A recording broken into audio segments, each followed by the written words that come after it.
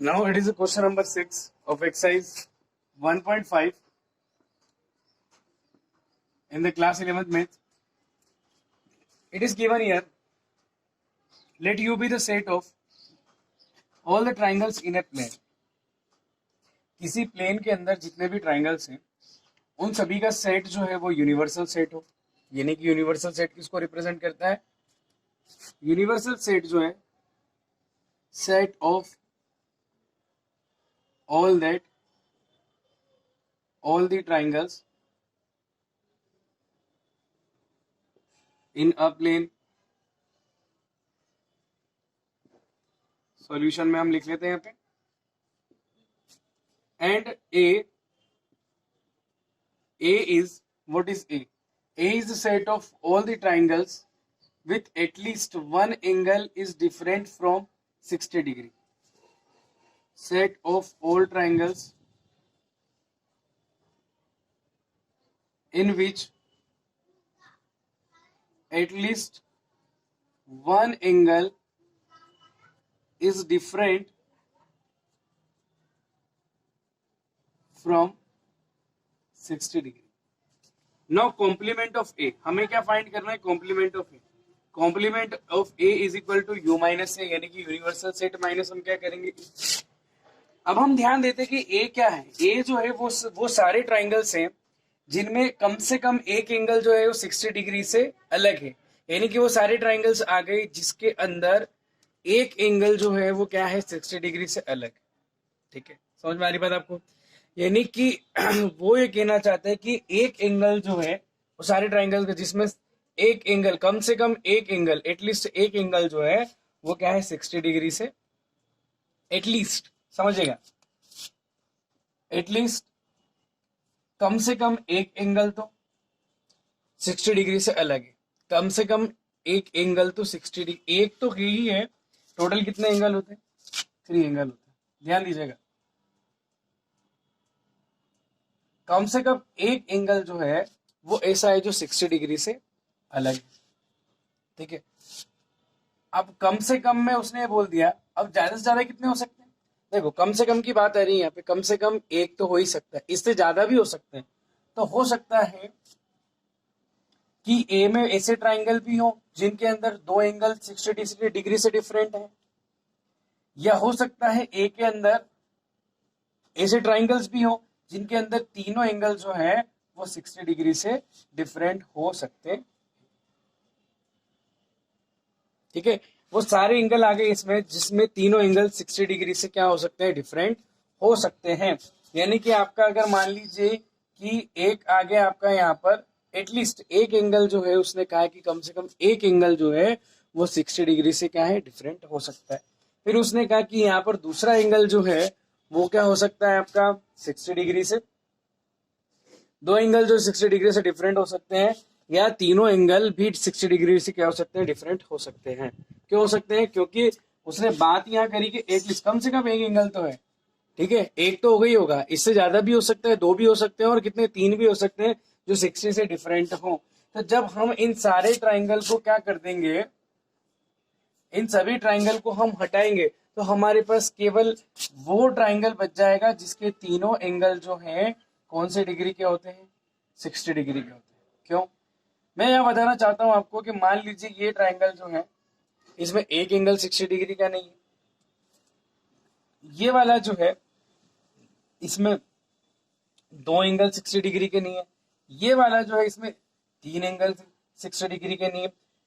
पर इन सब में एक बात ये जरूर है कि कम से कम इनमें, इन सब में कम से कम एक एंगल ऐसा है जो 60 डिग्री का नहीं है. ठीक है, लेकिन यहाँ पर जैसे अपन बात करते हैं कि कम से कम एक एंगल तो ऐसा है, इसमें दोनों में से कम से कम एक तो है, इसमें तीनों में से तीनों वाले अलग है, लेकिन कम से कम एक तो ऐसा है जो 60 से अलग है.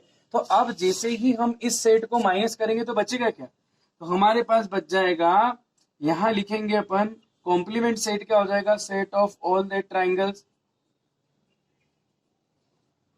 triangles in which all angles are 60 degree, जिसके अंदर क्या होंगे? सारे एंगल्स कैसे होंगे?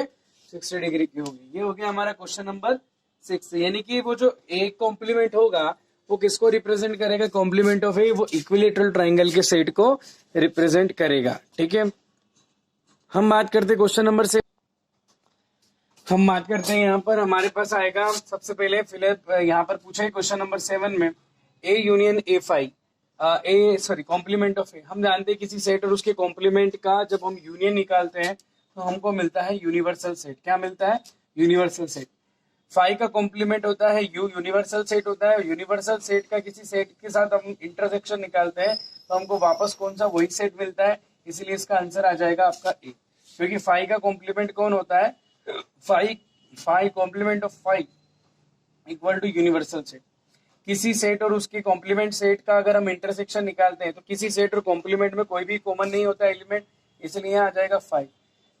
यूनियन, कॉम्प्लीमेंट ऑफ यूनियन होता है फाई, और फाई का किसी सेट के साथ हम इंटरसेक्शन निकालते हैं तो फाई और उस सेट में कोई भी एलिमेंट कॉमन नहीं होता, इसलिए यहाँ पर इंटरसेक्शन भी क्या आ जाएगा? आपका फाई आ जाएगा, क्योंकि फाई और किसी सेट का अगर हम क्या निकाले इंटरसेक्शन तो फाई ही आना है। इस तरीके से ये एक्सरसाइज जो है, एक्सरसाइज ना 1.5 हमारी यहाँ कंप्लीट हो जाती है। अब हम चलते हैं 1.6, और उससे पहले थोड़ा सा बेसिक समझते हैं उसके बारे में। सबसे पहले हम बात करेंगे, मान लीजिए हमारे पास दो सेट हैं ए और बी है, are the two disjoint sets, दोनों को हमने अलग अलग मान लिया है। ए के अंदर हमारे पास टोटल एलिमेंट जो है वो एन है, तो हमने उसको रिप्रेजेंट कर दिया एन ए। फिर हमारे पास एन बी के एलिमेंट जो हैं वो हम मान लेते हैं कि टोटल एन बी वो एलिमेंट्स है कि इसके अंदर जो भी आपके नंबर ऑफ एलिमेंट्स आगे एन बी से रिप्रेजेंट कर दिए। हम यहाँ बात करते हैं कि जब ए इंटरसेक्शन बी में कोई भी एलिमेंट नहीं, देखो डिसजॉइंट सेट की कंडीशन है, डिसजॉइंट सेट की कंडीशन क्या होती है कि दोनों में कोई भी एलिमेंट कॉमन नहीं है। ऐसी कंडीशन में अगर हम यूनियन निकालें तो यूनियन क्या होता है? ए के भी उसके अंदर शामिल होते हैं, बी के भी, तो ए यूनियन बी के अंदर टोटल एलिमेंट कौन कौन से हो जाएंगे? ए के हो जाएंगे, और एक और किसके हो जाएंगे? बी के। तो ये आ गया N A union B equal to N A plus कितना आ गया? एन बी आ गया। बट अगर मान लीजिए कि दोनों डिसजॉइंट सेट नहीं है ना, ध्यान दीजिएगा, ये ए है, ये हमारा क्या हो गया? बी हो गया, और साथ में हम बात कर रहे हैं यहाँ पे ये इनका, और ए के एलिमेंट हो गए हमारे पास एन ए, बी के एलिमेंट हमारे पास हो गए एन बी। तो हम बात करेंगे, देखिए total element in N A union B. सबसे पहले हम बात कर लेते हैं एन ए की, प्लस हो जाएगा एन बी, ए के टोटल एलिमेंट। अब ए के टोटल एलिमेंट यानी कि ये जो इंटरसेक्शन के अंदर भी जो भी बैठा होगा इस जगह, उसको भी हमने ए में शामिल कर लिया। ओके, दूसरी बात हम बात करते हैं एन बी में, तो एन बी के अंदर जो एलिमेंट यहाँ दोनों के कॉमन होंगे और जिस इस पार्ट में बी के जो भी एलिमेंट होंगे उनको भी हमने काउंट कर लिया। ओके, लेकिन जब हम ऐसा करेंगे तो यहाँ पर ये हो जाएगा कि ये जो दोनों के कॉमन एलिमेंट हैं वो ए के अंदर भी काउंट हो गए हैं, वो किसके अंदर? बी के अंदर भी काउंट हो गए, यानी कि जो कॉमन एलिमेंट थे वो ए में भी चले गए, वो कहे में बी में भी, तो वो डबल बार यहाँ काउंट होते हैं। इसलिए हम क्या करते हैं कि उसमें से माइनस कर देते हैं। क्या माइनस कर देते हैं? कि दोनों में जो कॉमन एलिमेंट है उनके नंबर्स को एक बार क्या कर देते हैं अपन? माइनस कर। ठीक है, जैसे कि यहाँ बात करते हैं अपन कि ये हो गया 1 2, यहाँ हो गया 3 4, यहाँ हो गया आपका क्या हो गया 5 6। तो 3 4 ए के भी है, 3 4 किसके हैं? 5 के भी। जब मैं एन ए की बात करूंगा तो एन ए में कितने एलिमेंट हो जाएंगे? 4, 1 2 3 4। एन बी में कितने एलिमेंट हो जाएंगे आपके? फिर एन बी में हो जाएंगे 4। लेकिन यहाँ पर ये जो दो एलिमेंट हैं ये क्या हो रहे हैं? डबल बार काउंट हो रहे हैं। क्यों काउंट हो रहे हैं? क्योंकि यहाँ पर जब मैं इनको ए में गिनूंगा ये डबल बार काउंटिंग में आ जाएंगे। एन ए, ये 1 2 3 4, 1 2 3 4, जबकि ये कहाँ है? इन दोनों के कॉमन पार्ट में है, इसलिए मुझे यहाँ क्या करना पड़ेगा? इसको एक बार माइनस, क्योंकि डबल बार काउंट हो गया इसलिए मुझे एक बार माइनस करना पड़ेगा 2। तो टोटल जो एलिमेंट होंगे एन ए यूनियन बी, 4 और 4 कितने हो गए? 8 माइनस 2, तो 8 में से 2 जाएगा, कितना बचेगा? 6। तो आप देख सकते हैं कि total A union B total part होता है ना, तो यहाँ देखो 1 2 3 4 5 6 आ गया। ठीक है, तो एन ए यूनियन बी में अगर ए और बी दो डिसजॉइंट सेट्स नहीं है तो हम कैसे, किस फॉर्मूले से कैलकुलेट करेंगे? यहाँ पर N A union B is equal to N A plus N B minus N A intersection B से कैलकुलेट करेंगे। ओके, इस तरीके से हो जाएगा हमारा काम। फिर हम बात करेंगे ओनली ए, ओनली ए, हमें केवल ए के एलिमेंट चाहिए, केवल ओनली ए। अगर दोनों डिसजॉइंट सेट नहीं है, इन दैट केस हमें ए चाहिए, तो हम क्या करेंगे, टोटल ए के जितने भी एलिमेंट्स हैं उनमें से क्या कॉमन हम क्या निकाल लेंगे, हम यहाँ निकाल लेंगे। अच्छा एक बात और है कि ओनली ए का मतलब क्या होता है, मैं आपको बता दूं। ओनली ए का मतलब होता है ए इंटरसेक्शन, या हम इसको लिख सकते हैं ए माइनस बी भी लिख सकते हैं। ए माइनस बी का मतलब होता है ए तो चाहिए लेकिन बी नहीं चाहिए। इसका मतलब ये हो गया ए इंटरसेक्शन, हम लिख सकते हैं बी नॉट। ओनली ए को क्या लिख सकते हैं अपन, ए इंटरसेक्शन बी नॉट, ऐसा भी अपन समझ सकते हैं। तो इसको हम कैसे लिख रहे हैं, ओनली ए को जब हमको ए चाहिए तो एन ए माइनस एन, उसमें से दोनों इंटरसेक्शन वाले पार्ट को क्या कर देंगे, सब्ट्रैक्ट कर देंगे। तो केवल जो ए का बचेगा, जो इंटरसेक्शन वो हट जाएगा, केवल आपका ए आ जाएगा। ए माइनस बी निकाल सकते हैं। ओनली बी, तो एन बी में से क्या माइनस कर देंगे अपन, एन ए इंटरसेक्शन माइनस कर देंगे बी। इस तरीके से अपन माइनस करके यहाँ क्या कर सकते हैं, एलिमेंट निकाल सकते हैं। ये हो गया हमारा। ऐसे हम क्वेश्चन में देखेंगे और ये समझेंगे। बिफोर ये ध्यान रखने के लिए आप इनको नोट कर लिए अपने फेयर कॉपी में और अच्छे से इनको समझ लीजिए, है ना। ये दोनों फॉर्मूले अपने बहुत इंपॉर्टेंट फॉर्मूले। आगे चलते हैं, हम कुछ एग्जाम्पल लेते हैं और एग्जाम्पल से अपन समझते हैं।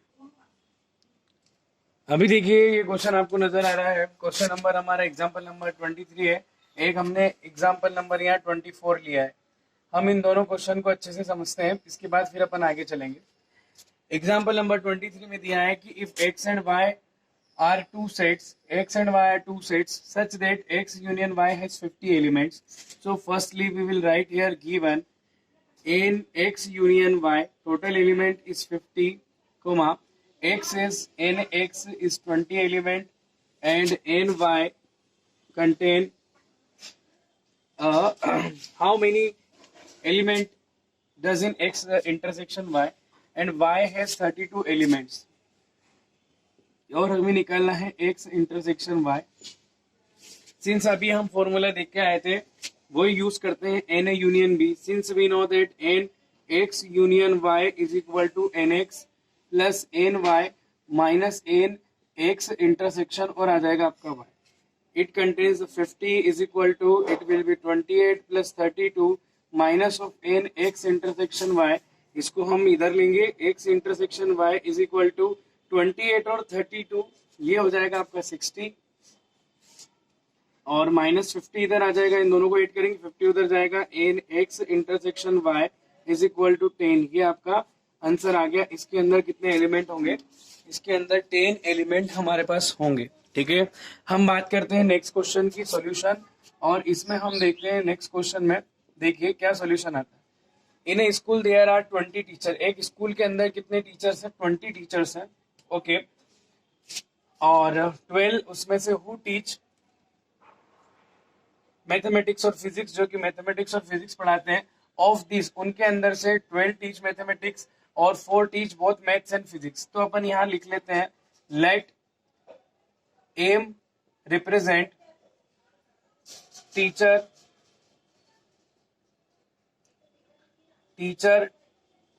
टीच मैथ्स, और एम, और यहां आ जाएगा P teacher teach physics. P उन टीचर को रिप्रेजेंट करता है जो फिजिक्स पढ़ाते हैं, और एम जो है टीचर जो मैथ्स पढ़ाते हैं उनको रिप्रेजेंट करता है। टोटल टीचर्स हमारे बात हो रही है, कितने हो गए, N M union P that is हो गया 20, ओनली मैथ्स पढ़ाने वाले हैं 12, और जो दोनों पढ़ाते हैं एम एन इंटरसेक्शन पी वो हो गए हमारे पास 4। हमें निकालना है number of teacher who teachers the physics only. तो यहाँ आ जाएगा since N M union P is equal to N M plus N P हो जाएगा माइनस एन एम इंटरसेक्शन और आ जाएगा P. Total teachers 20 is equal to, यानी कि हमारे पास उस स्कूल में 20 टीचर्स हैं। एम जो पढ़ाते हैं मैथ्स वो है 12 प्लस फिजिक्स वालों का नंबर हमें निकालना है माइनस 4 जो है वो टोटल पढ़ाते हैं। 20 is equal to 12 minus 4, 8 plus N P, ये आ जाएगा 20 माइनस 8 इज इक्वल टू हो जाएगा एन पी, और ये आ जाएगा 12 is equal to N P. यानी कि फिजिक्स पढ़ाने वालों के नंबर जो हो गए वो है 12, यानी कि 12 लोग जो हैं वो क्या पढ़ाते हैं, आपकी फिजिक्स पढ़ाते हैं। हम यहाँ लिख देंगे 20 minus 8 is equal to N P, और ये आ जाएगा 12 is equal to N P, यानी कि 12 लोग जो है 12 टीचर जो है वो क्या पढ़ाते हैं, फिजिक्स पढ़ाते हैं। ठीक है, तो ये क्वेश्चन हमारा क्वेश्चन एग्जाम्पल नंबर 20 और 21 दोनों कंप्लीट हो गए। अब हम बात करते हैं हमारे नेक्स्ट एग्जाम्पल की।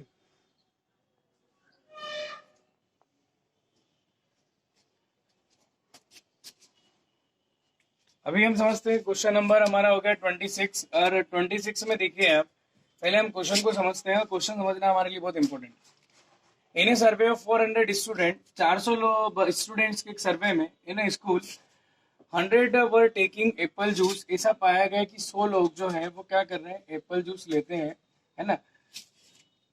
और 150 is taking orange juice and 75 were listed as taking both apple as well as the orange juice। 100 लोग जो एप्पल जूस पीते हैं, 150 जो है वो ऑरेंज जूस है पीते हैं, और 75 जो है वो क्या करते हैं, वो दोनों टाइप के जूस लेते हैं। ठीक है, अब हम बात करते हैं कि यहाँ पर